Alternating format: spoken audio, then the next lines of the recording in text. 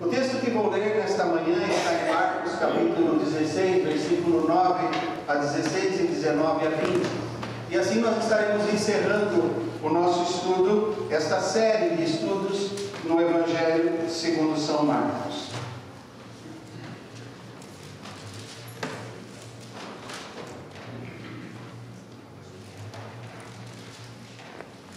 Assim diz a Bíblia, a santa palavra do Senhor nosso Deus. Deixa eu só dizer uma coisa. Vocês estão vendo esse pessoal com o aparelho no ouvido, eles não estão escutando o jogo do Sporting e nem o tempo do Brasil. O Eduardo está ao fundo traduzindo o que eu estou falando, para que eles possam entender o que está se passando aqui. Então, para quem não entende português, você avisa o seu familiar que o domingo, quando chega, pega o equipamento. Nós temos 10 que podem ser usados para ouvir a tradução imediata. Se quiser, ainda dá tempo de pegar com o Eduardo. E Jesus, tendo ressuscitado na manhã do primeiro dia da semana, apareceu primeiramente a Maria Madalena, da qual tinha expulsado 7 demônios. E partindo ela, anunciou a aqueles que tinham estado com ele, os quais estavam tristes e chorando. E ouvindo eles que vivia e que tinha sido visto por ela, não o creram. E depois manifestou-se de outra forma a 2 deles que iam de caminho para o campo. Indo eles, anunciaram-no aos outros, mas nem ainda estes creram. Finalmente apareceu aos 11, estando eles assentados juntamente, e lançou-lhes em rosto a sua incredulidade e dureza de coração, por não haverem crido nos que tinham visto já ressuscitado. E disse-lhes: ide por todo o mundo, e pregai o Evangelho a toda a criatura. Quem crer e for batizado será salvo, mas quem não crer será condenado. Ora, o Senhor, depois de lhes ter falado, foi recebido no céu, e assentou-se à direita de Deus. E eles, tendo partido, pregaram por todas as partes, cooperando com eles o Senhor, e confirmando a palavra com os sinais que se seguiram. Amém. Pai, tendo lido a Bíblia, a tua santa palavra, suplico agora, Senhor, que o teu Espírito Santo, e tão somente o teu Espírito que inspirou, também nos dê entendimento para entender e aplicar à nossa vida, ao nosso coração, esta maravilhosa mensagem da ascensão do Senhor aos céus. É no nome de Jesus que oramos, Pai. Amém. A minha ênfase principal nesse texto está nos últimos 2 versículos, porque temos estudado durante todo esse período e enfatizado também a ressurreição do Senhor Jesus Cristo. Em outras vezes já preguei nesse texto que antecede, do versículo 1 ao 8, sobre a ressurreição de Jesus Cristo, e não gostaria de ser repetitivo. Então, esses assuntos temos falado, mas os últimos 2 versículos, que muitas vezes nos passam despercebidos, eu gostaria de colocar a nossa atenção, porque há grandes ensinamentos nestes versículos. Diz aqui: ora, o Senhor, depois de lhes ter falado, foi recebido no céu e assentou-se à direita de Deus. Todos nós sabemos que o Senhor subiu ao céu. Nós lemos a Bíblia e nós vemos várias referências do Senhor no céu. Quando João fala em Apocalipse que ele foi elevado ao céu, ele estava na presença do Senhor, e ele dá testemunho do Senhor no céu. E é desta forma que Marcos encerra o seu Evangelho, dizendo: o Senhor foi recebido no céu e assentou-se à direita de Deus. Revelação do Espírito Santo do Senhor. E é assim que Marcos narra o retorno do Rei da Glória ao seu lar celestial, completada a sua obra na terra. Depois de 33 anos que ele desceu do céu, agora ele volta ao seu lar, de onde está indo. Por isso é importante para nós voltarmos os nossos olhos para o versículo 19 e o versículo 20. porque trata não somente do retorno de Jesus ao céu, mas também agora como nós, igreja, devemos proceder, desde que o Senhor lá está. Esses versículos são indispensáveis à conclusão da obra do Senhor na terra, o seu ministério terreno. Durante o seu viver entre os homens, Jesus sempre chamou a atenção. E quem conhece os evangelhos tem isso na memória, sabe? Ele sempre chamou a atenção para o fato que ele veio do céu com uma missão essa que só ele podia cumprir. Ninguém era apto a cumprir, isto é, ser o Salvador da humanidade. Todos pecaram, diz a Bíblia, e separados estão da glória de Deus, Romanos 3:23. Então, se todos pecaram, nenhum poderia oferecer-se para ser Salvador, porque a Bíblia diz que o salário do pecado é a morte. Então todos teriam que morrer pelos seus próprios pecados. Era necessário que um que nunca pecou morresse pelos pecados, e como ele não tinha nenhum pecado seu para pagar, o seu sacrifício serviria de expiação, de pagamento para o pecado de todo aquele que não tinha como ser perdoado. Então, ele não precisava pagar nenhum pecado seu. Isto é bíblico. As profecias previam que viesse o Cordeiro de Deus, e em João 1:29, o João Batista, ao ver Jesus vindo em direção a ele, disse: eis aí o Cordeiro de Deus que tira o pecado. Eu não vou falar sobre esse assunto mais, porque já falei bastante. Vocês sabem a comparação dos cordeiros dos sacerdotes judaicos, que cobriam, o sangue deles cobria o pecado. E João disse: Jesus não veio para cobrir o pecado de ninguém, ele veio para tirar o pecado. Então essa é a missão que Jesus sempre disse que ele veio cumprir. Mas ele dizia uma coisa também, que em breve ele voltaria para o céu. Muito em breve ele voltaria para o céu. Portanto, depois de estudar o Evangelho de Marcos, focalizando nossa atenção na pessoa de Jesus, cumprindo o seu ministério entre os homens, hoje terminamos essa série de estudos, voltando nossos olhos para a ascensão do Senhor Jesus ao céu. Para aquilo que a Bíblia fala em apenas 2 versículos, pelo menos em Marcos, nós encontraremos em outras passagens, e talvez você me pergunte: por que isso é tão importante? O que nós podemos aprender, pelo menos nesse versículo 19, que ele foi recebido no céu e assentou-se à direita de Deus? Eu digo que há muito a aprender. E quando eu bati meus olhos nesse texto, eu fiquei pensando, o que o Senhor tem a falar a nós? Meus olhos foram para os últimos versículos, e dali, meditando na vida de Jesus, e naquilo que a Bíblia fala, e naquilo que Jesus prometeu, eu pude aprender ou trazer à mente pelo menos 7 lições muito importantes.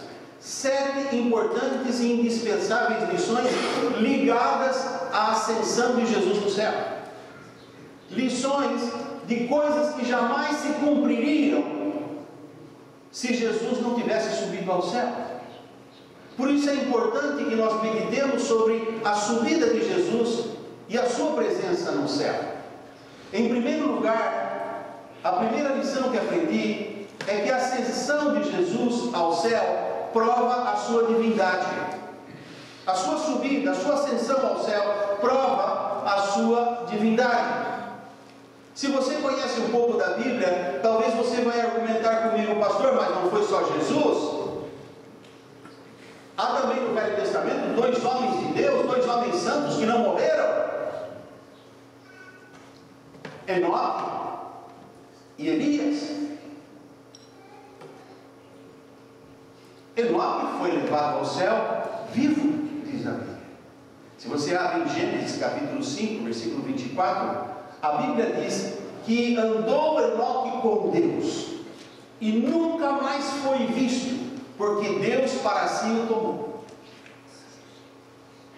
Diz que o menininho foi para a escola bíblica dominical e a mamãe costumava mandar ele para a igreja, mas a mamãe não costumava ir para a igreja. E a mamãe perguntou depois da igreja: o que você aprendeu na igreja hoje? Ah, mamãe, eu aprendi de um homem, ele chamava Enoque. Ele andou tanto com Deus, que Deus falou para ele: Enoque, já está tarde, nós estamos mais perto da minha casa do que da sua, vamos comigo. Foi assim que a criança entendeu. Mas na verdade é assim que Deus age. Quanto mais longe nós ficarmos da nossa casa antiga, da vida sem Deus, mais perto nós estaremos do Senhor. Então a Bíblia diz que Enoque foi levado vivo ao céu. Mas a Bíblia também fala do profeta Elias. O profeta Elias também foi levado. 2 Reis, capítulo 2, versículo 11. E sucedeu que, indo eles andando e falando, eis que um carro de fogo com cavalos de fogo os separou um do outro, e Elias foi levado ao céu num grande moinho. Então temos aqui dois homens. Você vai me dizer, então, sem ser levado ao céu, prova a divindade, que vamos dizer de Enoque e Elias? Nós precisamos prestar atenção nas palavras que estão na Bíblia. É preciso pôr atenção quando lemos. Às vezes uma pequena palavra define tudo. E é o caso desses dois homens.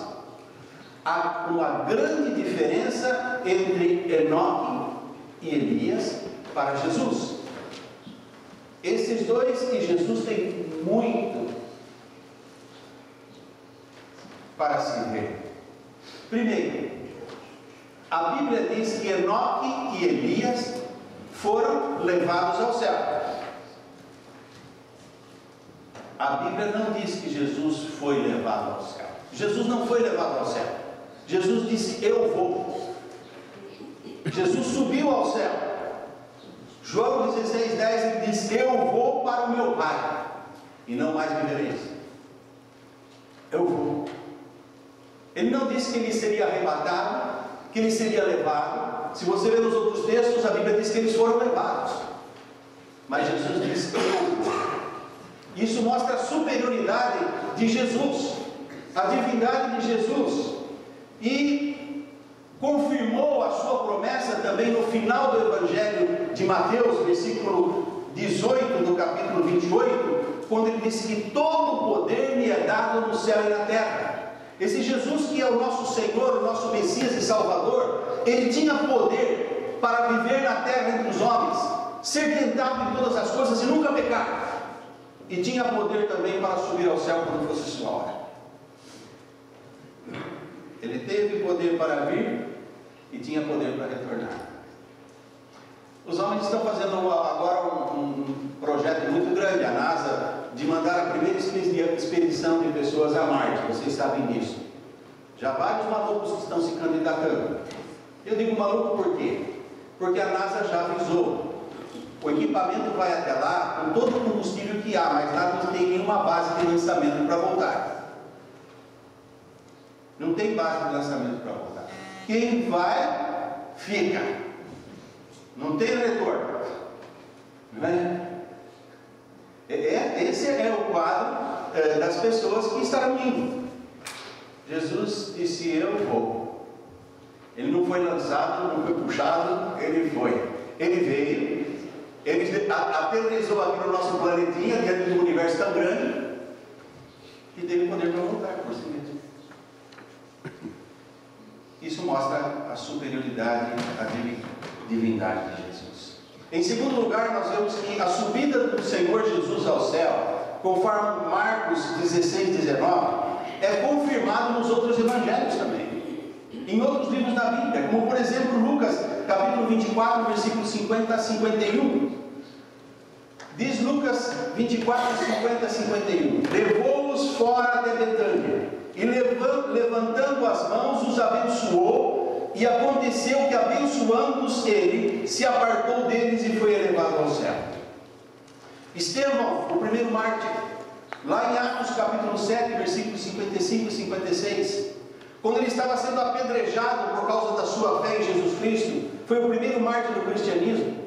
A Bíblia diz que ele viu o céu aberto, e ele viu Jesus no céu, e estando Estevão cheio do Espírito Santo, e fixando os olhos no céu, viu a glória de Deus, e Jesus, que estava à direita de Deus, e disse: eis que vejo os céus abertos, e o Filho do Homem que está em pé, à mão direita de Deus.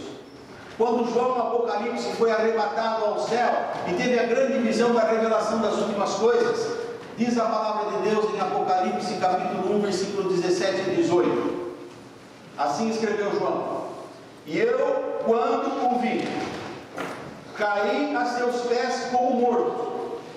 E ele pôs sobre mim a sua destra, a sua mão direita, dizendo-me: não temas, eu sou o primeiro e o último, e o que vive. Fui morto, mas eis aqui estou vivo para todo sempre.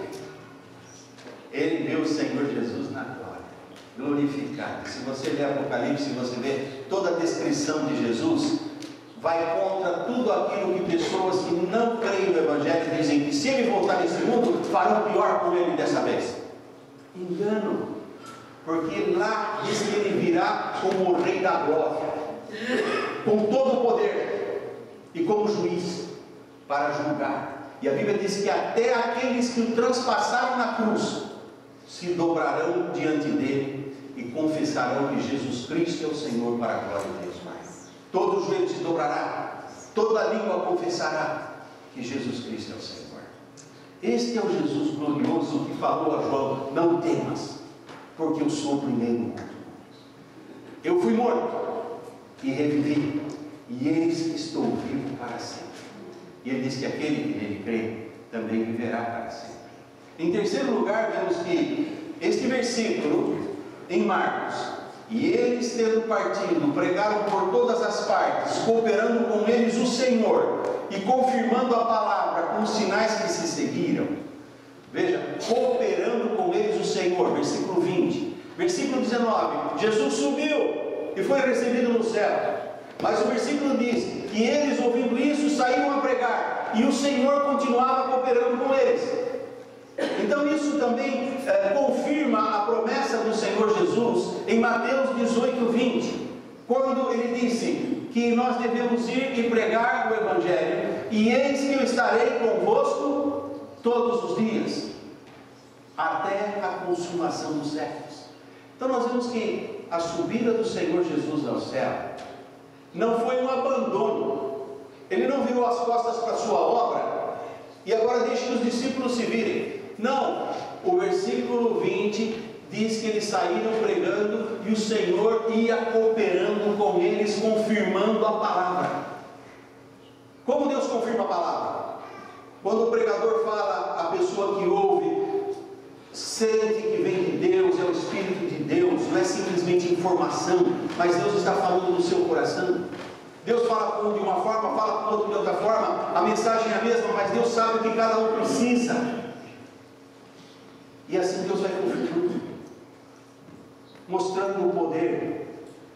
Em quarto lugar, vemos que sua subida ao céu fez possível aquilo que ele prometeu, que foi o envio do Espírito Santo.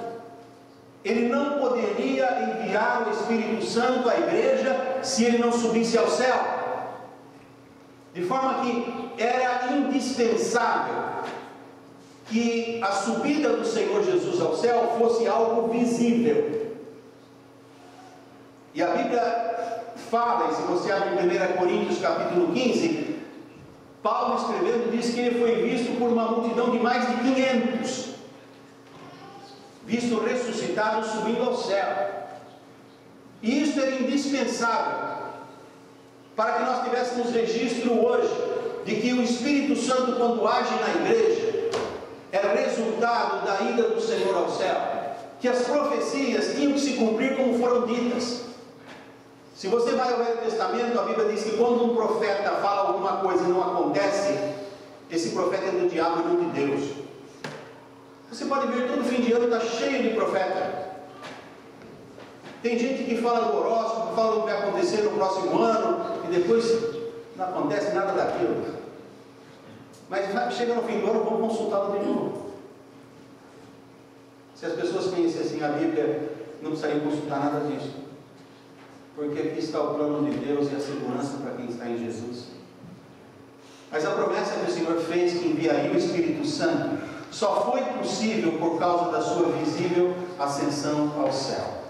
João 16:7 diz: todavia digo-vos a verdade, que vos convém que eu vá, porque se eu não for, o Consolador não virá a vós. Quando ele fala do Consolador, é o Espírito Santo Consolador. Mas se eu for, enviar-vos-ei. Meus irmãos, Jesus ficou 40 dias entre os homens sendo visto. 10 dias depois, quando se fez 50 dias após a sua ressurreição, 10 dias depois, seriam 50 dias. 50 dias é a festa do Pentecostes. E foi nessa festa dos 50 dias que chegou o Espírito Santo. 10 dias depois. E a Bíblia diz em Atos capítulo 1 que os crentes estavam todos reunidos na casa. E agora os irmãos de Jesus já estavam convertidos, porque estava também Maria e seus irmãos. E a Bíblia diz que era um número de 120 pessoas. E enquanto oravam, veio o Espírito Santo e desceu sobre eles. E por causa da chegada do Espírito Santo, o apóstolo Pedro, aquele que era medroso, que negou Jesus 3 vezes, mas agora cheio do Espírito Santo, diz a Bíblia, pregou um tremendo sermão, em Atos capítulo 2. E quase 3.000 pessoas se converteram naquele dia e foram batizados nas águas em obediência a Jesus. E você fala, mas que tipo de pessoa? Judeus, meus irmãos. Eles estavam em Jerusalém. Não era o mundo gentil. O próprio povo judeu reconheceu Jesus como sendo o Messias. Num só dia, quase 3.000 se converteram. Um povo que conhecia as Escrituras, que podia dizer, não é verdade. Mas o povo que conhecia diz, é Ele, é o esperado das nações, é o Rei da Glória. E isso só pode ser possível porque a Bíblia registra, Ele subiu ao céu. Precisa estudar a Bíblia. Você pode ter tempo para muita coisa, então tem tempo para a Bíblia também. Separa um tempinho. Abra nos Evangelhos. Eu não digo o Velho Testamento, porque o Novo Testamento explica o Velho, por isso chama Novo. E muita gente vai para o Velho e acaba se confundindo, porque é difícil. Mas o Novo, quando você lê, você entende mais fácil. Ora ao autor, fala a ele, Senhor, se o que está aqui é verdade, o Senhor que é o autor, me inspira para eu poder entender. Fala ao meu coração, que Deus vai fazer isso. E aí você vai poder conhecer essas coisas que eu falo aqui, como experiência sua. Se você já sabe o que eu estou falando, você entende o que eu estou dizendo. Mas se você não tem parado para ler a Bíblia, pegue uma e peça ao autor, porque ele é o maior interessado que você entenda. E ele vai te ajudar, porque ele enviou o Espírito Santo, Consolador. E ele diz que o Espírito Santo vos fará lembrar de todas as coisas que vos tenho dito, e vos guiará em toda a verdade. Então, a igreja anda na verdade, não é porque nós sejamos melhor que ninguém. Nós somos tão maus, e não fiquem tristes comigo, igual aos que estão sem Jesus. Se nós somos diferentes, é porque agora nós somos novas criaturas. Jesus fez algo novo. Jesus transformou. Mas Paulo mesmo disse que é uma luta da carne contra o Espírito. As coisas que ele quer fazer, ele não fazia. As coisas que ele não queria, estava sempre diante dele. Isso por quê? Porque a natureza humana é má. Somente quando tomada e dominada pelo Espírito Santo de Deus, quando dirigida por Ele, Deus opera em nós tanto o querer como efetuar segundo a sua boa vontade, diz a Bíblia. E aí a gente vê diferença. Se você vê que o crente é diferente, não pensa que ele é uma pessoa especial, melhor que você. Não. É igual a você. Somente que tem alguém especial morando nele, que é o Espírito Santo de Deus. E isso é que faz toda a diferença. A Bíblia diz que maior é o Espírito Santo que está no cristão do que o Espírito que está no mundo. E é isso que faz a diferença. Mas não seria possível se Jesus não tivesse subido para enviar o Espírito Santo. E assim ele cumpriu a sua promessa e enviou o Espírito. E nós que conhecemos a Jesus sabemos, porque a Bíblia diz que o mesmo Espírito Santo testifica com o nosso espírito que somos filhos de Deus. É coisa que não tem como explicar. Se você explica para mim, pastor, como que é esse negócio de saber que é filho de Deus? Você sabe pela fé na Bíblia, mas também porque o Espírito Santo fala ao seu coração, ele prova que você é e você sabe que é. Mas é sobrenatural, não é humano. é uma experiência com o Deus vivo. E só Ele tem o poder para garantir isso para você. Por isso só aqueles que têm sabem. E você só pode saber se receber. Em quinto lugar, o Senhor Jesus é o nosso sacerdote celestial. Ele é o sumo sacerdote. Os sacerdotes ofereciam sacrifícios pelos seus pecados, para, estando purificados, podiam entrar na presença de Deus, que é santo. Havia no templo de Israel um lugar chamado Santo dos Santos. E era separado por uma cortina que ia do céu, do topo do templo até o chão. O sacerdote tinha que entrar com campainhas penduradas no pé, amarrado na perna, e com uma corda comprida amarrada na perna. E enquanto ele estava celebrando lá o sacrifício agora pelo povo, enquanto ele andava, o povo escutava a campainha, clim, clim, clim, clim, e falava: o homem está vivo. Mas se parasse a campainha, é porque ele entrou no Santo dos Santos em pecado. E a Bíblia diz que se entrasse em pecado, morria. Por isso que ele ia com uma corda amarrada no pé, porque ninguém ia ter poder para entrar lá dentro, a não ser o sumo sacerdote. Então o que eles faziam? Puxavam a corda, ele trazia o homem para fora. Porque ninguém pode entrar na presença de Deus com pecado. Mas Jesus não era o tipo de sacerdote que oferecia sacrifícios pelos seus pecados, para depois oferecer pelo pecado do povo. Jesus era o sacerdote, mas ao mesmo tempo ele era o Cordeiro de Deus. E ele entrou no lugar santo, oferecendo a si mesmo, pelo seu sangue. Qual sacerdote ofereceria a si mesmo? Jesus se ofereceu a si mesmo, para morrer. Os grandes e poderosos derramam o sangue para conquistar o poder, o sangue dos outros.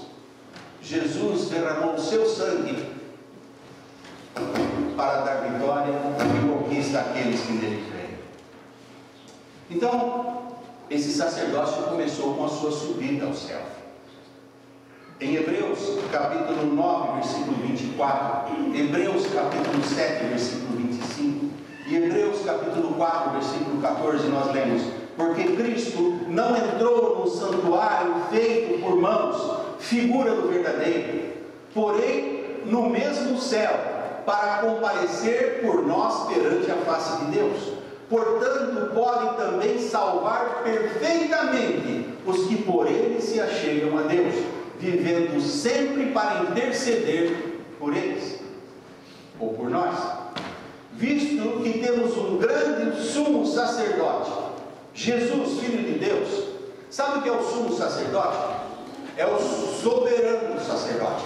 Na Igreja Católica eles têm um que se chama de Papa. Ele é o sumo sacerdote. Tem os outros sacerdotes, ele é o sumo, quer dizer, o maior. Na religião judaica também tinha o sumo sacerdote, que seria o Papa deles. O nosso Papa é Jesus. Porque a Bíblia diz: visto que temos um grande sumo sacerdote, Jesus, Filho de Deus, que penetrou nos céus, retenhamos firmemente a nossa confissão. Não abra mão dessa fé, da sua confissão de fé, porque a sua confissão de fé não está em dogmas religiosos, está nesse santo livro, a Bíblia, a Palavra de Deus. Ele é o manual de vitória e de vida para o cristão. O cristão que não conhece a Bíblia não sabe para onde anda. É que nem cego no meio do tiroteio, não sabe para onde correr. Estou falando muito rápido, dá para entender? Está vendo, irmão? Então, nós precisamos pensar, precisamos conhecer a Bíblia, porque conhecendo-a nós vivemos uma vida de vitória. Vitória sobre o mundo e vitória sobre nós mesmos, porque muitas vezes a nossa natureza é desobedecer. Mas o Espírito Santo nos faz lembrar aquilo que agrada a Deus e nós vamos fazendo o que lhe agrada. Em sexto lugar, vemos que a ascensão de Jesus ao céu é a garantia da nossa morada no céu. É a garantia. E por quê? O Rei da Glória veio a este mundo como um bebê. Foi hospedado numa estrebaria. E viveu mostrando o que é o amor. E em gratidão, a humanidade lhe deu uma coroa de espinhos e o pendurou numa cruz.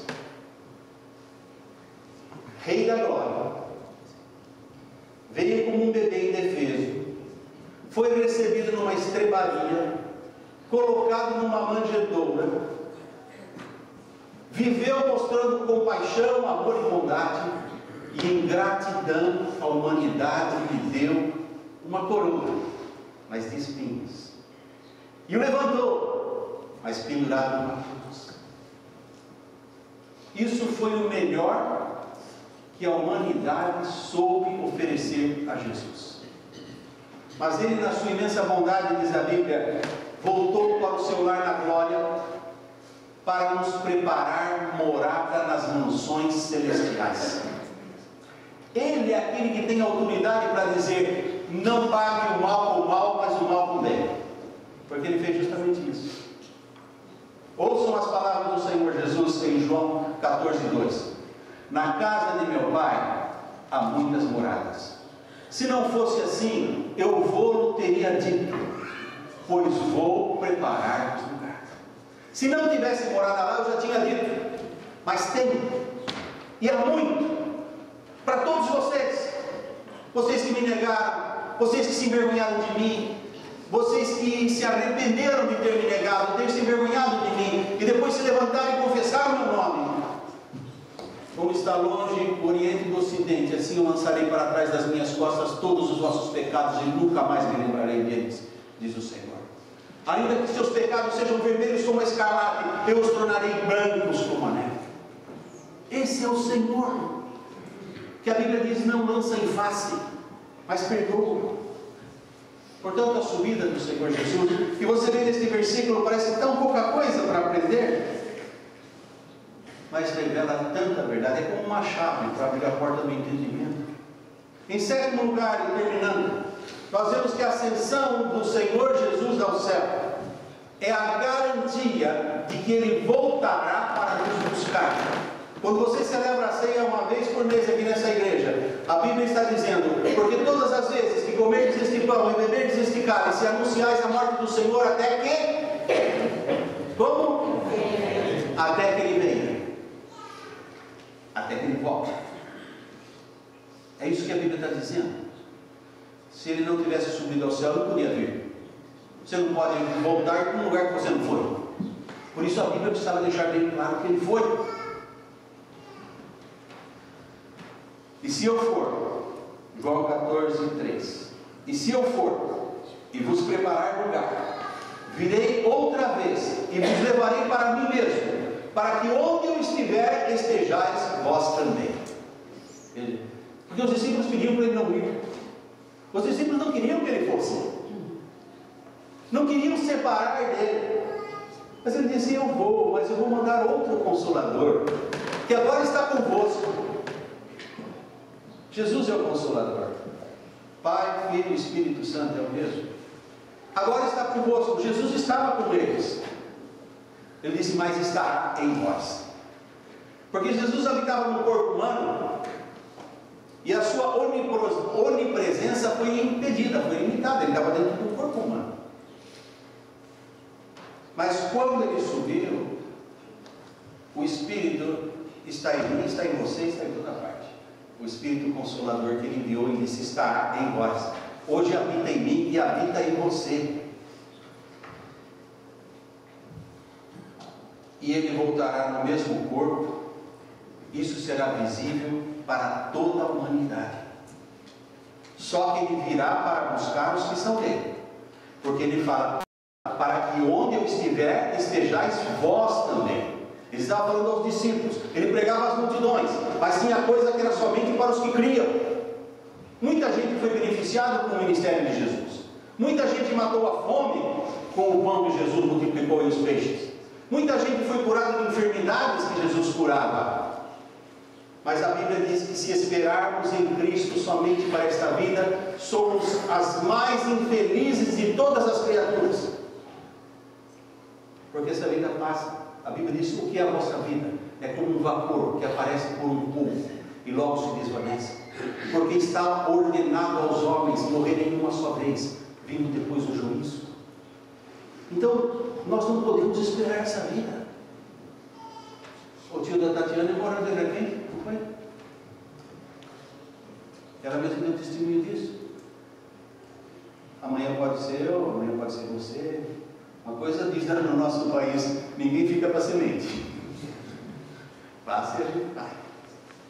Mas quem tem Jesus tem a paz de que vai para com Ele no céu. Mateus 26, 64. Disse-lhe Jesus: digo-vos que vereis em breve o Filho do Homem assentado à direita do Todo-Poderoso e vindo sobre as nuvens do céu. E estando com os olhos fitos no céu, enquanto ele subia, eis que junto dele se puseram 2 varões vestidos de branco, anjos de Deus, os quais lhes disseram: varões galileus, por que estáis olhando para o céu? Esse Jesus que dentre vós foi recebido em cima no céu, há de vir, assim como para o céu os ouvistes ir. Não, ele virá em forma corporal. Fala o Filho do Homem. Ele virá em poder e glória. E assim nós vemos que Jesus veio ao mundo para salvar o pecador, mas também para ser o nosso modelo, para nós cristãos imitarmos. Jesus veio ao mundo como servo sofredor. É assim que Marcos apresentou Jesus. Mas ele continua servindo. Ele disse: eu não vim para ser servido, mas para servir e dar a minha vida em resgate de muitos. Jesus veio para servir, e a Bíblia diz que do céu ele continua ministrando em nosso favor, intercedendo diante do Pai por nós, servindo aos homens. Hoje, Jesus continua servindo. O servo, mesmo na sua glória, e sendo o Rei da glória, não cessou de servir, apenas com uma diferença. Hoje, ele multiplica o seu trabalho através de mim e você.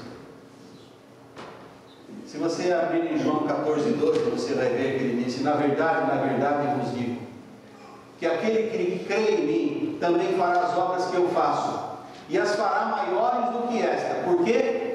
Porque eu vou para o meu Pai. Porque lá do Pai, ele poderia mandar o Espírito Santo para trabalhar, não através de um, mas de muitos, em toda a parte do mundo. O crente que se coloca na mão de Deus, ele é poderoso para ter uma vida de vitória sobre o pecado e um testemunho digno do Evangelho de Cristo. Por isso que Jesus disse: vocês serão o sal da terra, a luz do mundo, e Paulo disse: o bom perfume de Cristo. Sabe por quê?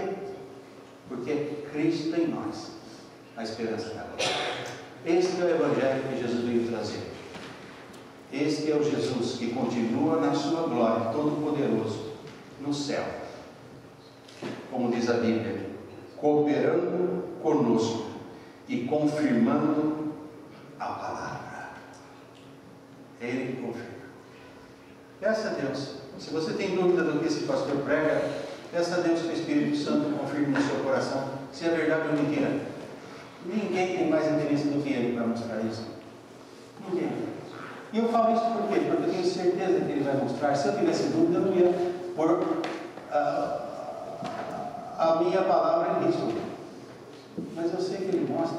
Ele mostrou para mim, mostrou para tantos aqui, para tantos ao redor do mundo, porque ele é todo o poder. E a Bíblia diz: ele amou o mundo de tal maneira que ele deu o seu Filho, para que todo aquele que nele crê não pereça, mas tenha vida eterna. E sabemos isso, que aquele que nem a seu Filho poupou, antes o entregou por nós todos, quanto mais não dará com eles também todas as coisas? Romanos 8,32. Pense nisso. Assim nós encerramos o estudo de Marcos. Eu ainda não sei, porque eu vou começar a pregar no domingo que vem, se é outra série, se são sermões avulsos. Eu estou orando a Deus, peço que o Senhor também, porque eu não quero ser aqui um barulheiro, um falante que vem falar. Eu quero ser um homem que venha trazer a mensagem que os irmãos e as irmãs e eu precisamos ouvir. Santo Deus, que o Teu Espírito Santo fale no nosso coração. Seja somente o Senhor, para que somente a Tua glória seja manifesta na Tua igreja. E a igreja saiba que só temos um pastor, que é Jesus Cristo, o Senhor. Em nome dele oramos.